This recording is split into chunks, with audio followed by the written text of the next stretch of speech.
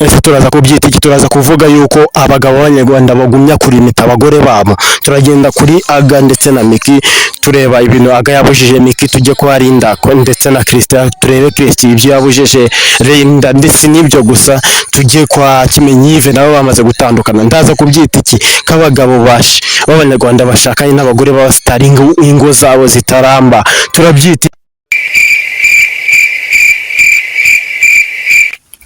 Yes, mbifurije igicamunsi cyiza muri mwese mwahisemo gukurikira ibiganiro bya Bombokla Empire ku bufatanye n'abafatanyabikorwa bagiye batandukanye kugira ngo Bombokla team igumye kugenda ibaho neza ndetse inagenda irushaho kugira ngo tugumye kugenda tubakorera ibyegeranyo ndetse n'ibiganiro, amakuru y'imyidagaduro ndetse n'ibindi byose bigiye bitandukanye. Nibyo koko ngarutse nka Eme nje kubaha amakuru y'imyidagaduro agiye atandukanye ku mbuga byacitse, gusa nje muri za saga muri bya bindi nise ngo twiganirire, nge nawe twiganirire. Ese urabibona ute? Ese niki twakodwa kugira ngo ibi bintu bigende neza, bive mu mujyi umwe bijya mu wundi? Nibyo meruka kubabwira yuko ubwo byavugwaga ko The Ben n'umugore we batakimeranye neza, mugenda mubona amafoto Pamela yibereye ahantu ari kugenda yibereyeho neza, agenda arushaho kugubwa neza.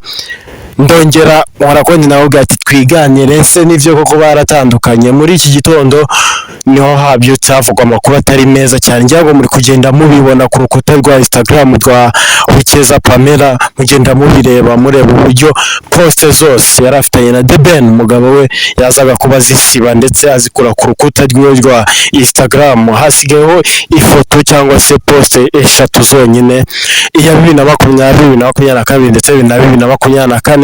Indi yo nekeza ko ari igice ya 4 ya 2025. Nizo poste zasigayeho uko arenya. Muri poste zageraga mu majana bari kumwe bishimye.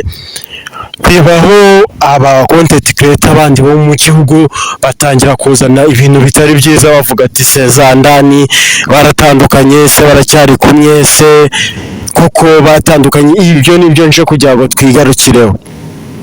Ndagira ngo mubibutse yuko agikusiba aya mafoto ku rubuga rwa Instagram, nje nanyarukiye kuri story yiwe kuri Instagram, ndeba yashyizeho umugabo we bari kugenda baganira ndetse basa nk'abasekamo. Si numva ntibihagije kuba byanyuza, mpita nyarukira kuri stati ya WhatsApp, naho nsanga hariho umugabo aravuga ati ibyo bavuga ni ibihuha cyangwa se ibyo bavuga ninjye nawe tuzi ukuri. Mu gihe Pamela yibereye mu gihugu cya Ghana, ndatekereza yuko kuba yamushyira ahantu nk'aho imbuga zikomeye cyangwa nka WhatsApp niyo irebwa n'abantu ba hafi biwe, bafite namba ziwe, inshuti n'umuryango nibo bagenda babibona. Ubwo nanjye naje kuba nyara mu gikari ndeba kuri iyo stati, ngira ngo muraza ko nayo kugenda muyibona. Avuga ati amushyiraho akavuga ati nta cyadutanya.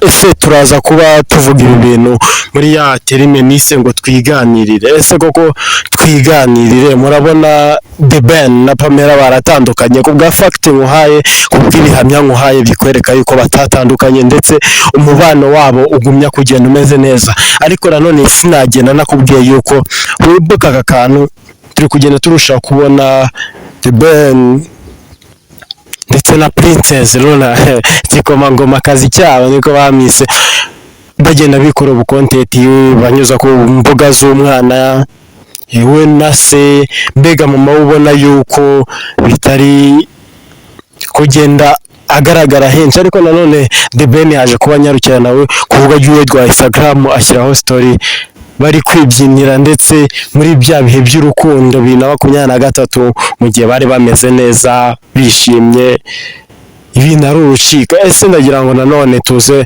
kugenda tubihuza. Ejo bundi 2025 mu mpera zayo ufuza cyangwa naberetse content z'ukuntu uwatanze Pamela bari kwibyinira indirimbo Pom Pom ya Bruce Melody. Nawe twabibonye mu mpera z'uno mwaka tuvuga yuko ngo ni uri kwinjira Pamela, ni uri n'ibiki byose. Ese ibi turagenda tubihuza, ngira ngo ni utaba wumva cyangwa se utabukora buri kimwe ari kureba ibikorwa byaguha amezi agira ngahe gusiga umwana nk'uriya mu rugo ukagenda ukajya ahandi hantu cyangwa se kwiryohereza nk'umukobwa uvuga ati nta no kumwotsa amabere yanjye atago. Ndaza kubihuza muri izi sase, kuki abakobwa b'igihugu cy'u Rwanda b'abasitari batabasha kuramba mu ngo babeho neza.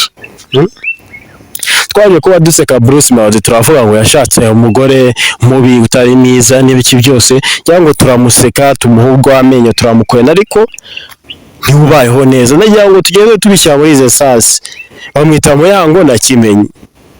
Already tuzi ibyabo, aho Kimenyi yibereye kubatana cano waka kubatabana.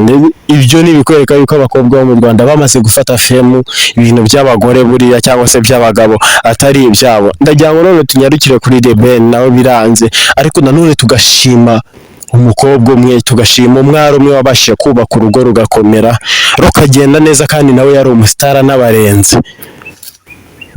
Yari umusitari arenze, ubona ko ibintu bizima ndetse binarenze.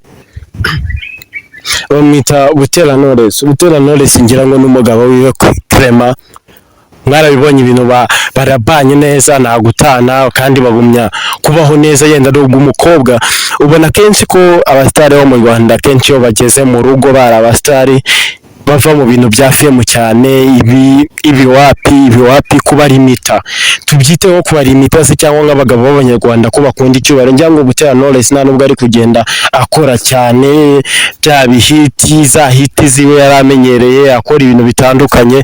Bizaterwa n'iki? None ndagira ngo ngaruke kuri aka kantu, mwibuke yuko aga promoter ndetse na Miki nawe yabaye limit mu bintu bimwe n'imwe.